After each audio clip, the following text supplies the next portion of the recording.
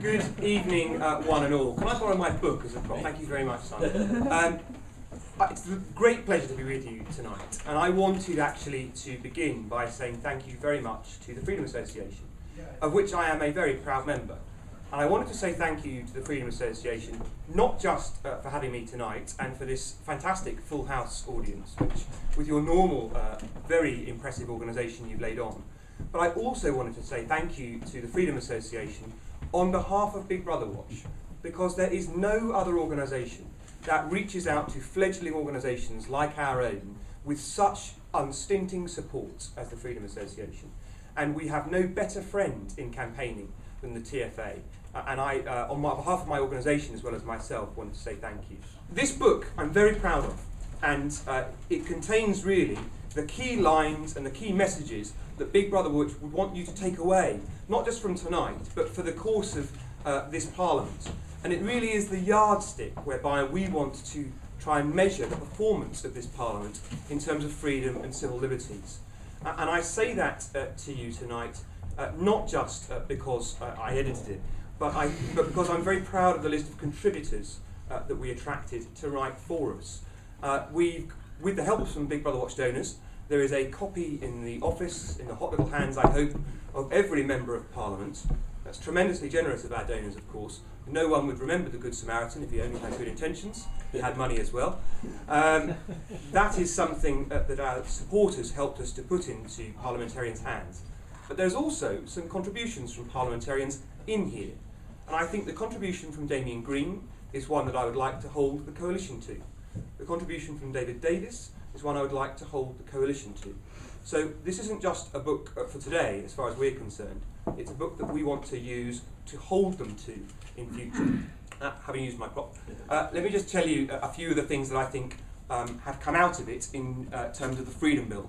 First message, and I think the most important one to have about the Freedom Bill, and I delight in being cynical about anything and everything, is that we should take it absolutely at face value. This is not some bidding document that the coalition has offered us that's going to be negotiated about and watered down. This is the coalition's message on civil liberties, and we should want to see every single part of it enacted in the House of Commons. And the reason I stress that is that under the last government, you very often get huge swathes of legislation that was written up, published at vast length, never enacted, never actually became law.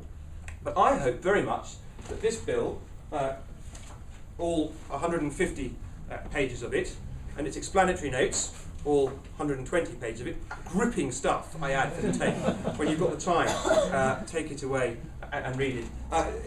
That bill, I expect every page should be law. Why do I say that with a hint that we might doubt whether that might be the case? Well, we have now in government two parties, both of whom made very clear in opposition that they didn't think we should have the census carried out in the way that you are about to have it carried out on you.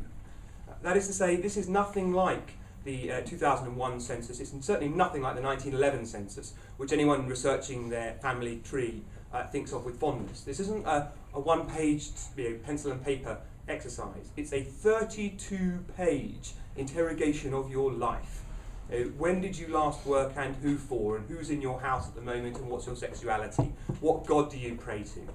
That is the sort of census that we're completing at the moment, as I say, at a cost of £500 million. In opposition, the then Shadow Cabinet Office Minister, Nick Hurd, said that the census was intrusive and unnecessary. Now that is advice that has fallen on the deaf ears of the now Cabinet Office Minister, Nick Hurd, who is carrying out every single word of the census as it was under the Labour Party. So please accept the note of caution that I strike about the Freedom Bill and what we should think about it. But what are the good things? CCTV review. Big Brother Watch, we published extensively about CCTV, but whatever you think about the merits of having cameras watching what's going on to try and tackle crime fighting, I think we can all agree that when cameras are placed in positions which intrude on individual privacy, which go into people's homes, which are put up in the wrong place, then you should have a right of recourse. You should be able to take it up with the authorities. Even the wildest, I hope, pro-CCTV person agrees with that. That is a right you get from the new coalition, new-ish coalition government. That, I think, is worth having. Secondly, innocent people's profiles on the DNA database. I see an old friend here, Francis. There are victims of this culture in this country, people who've done nothing wrong. By, I'm afraid, the 100,000, more than 1 million people on the DNA database, innocent of any offence, they haven't committed any crime, and yet they still have their profiles on the DNA database. And I must tell you, as we approach a year's anniversary of the new coalition government, I regard that as something of a disgrace. Because the last government at least had a sensible position, even though it was, in my view, completely wrong. They ignored the European Court because they disagreed. They said we should have everyone's DNA records, and if not everyone's, then certainly everybody who comes into contact with the state.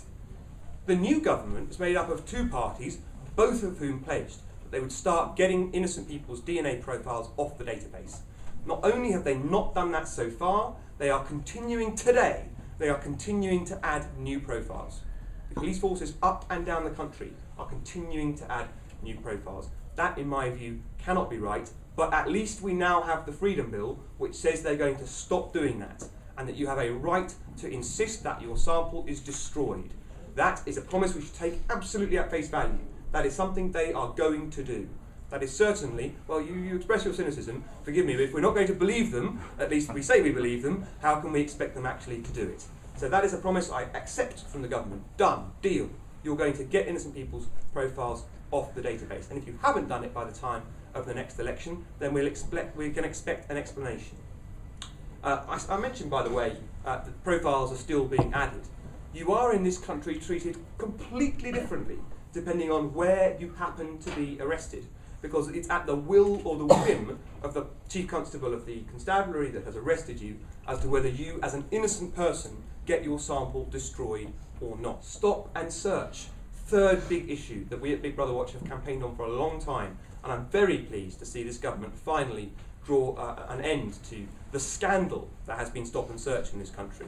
Last year, 101,000 stop and searches conducted at random in this country. 101,000 under the Terrorism Act.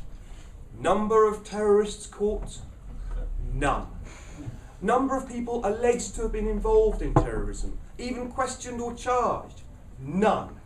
You might have thought they'd make one or two up just to try and justify the powers. But then, with admirable honesty, our boys in blue say, we've got these powers, we stopped and hassled 101,000 innocent members of the public, and we couldn't even accuse one of them of being involved in terrorism.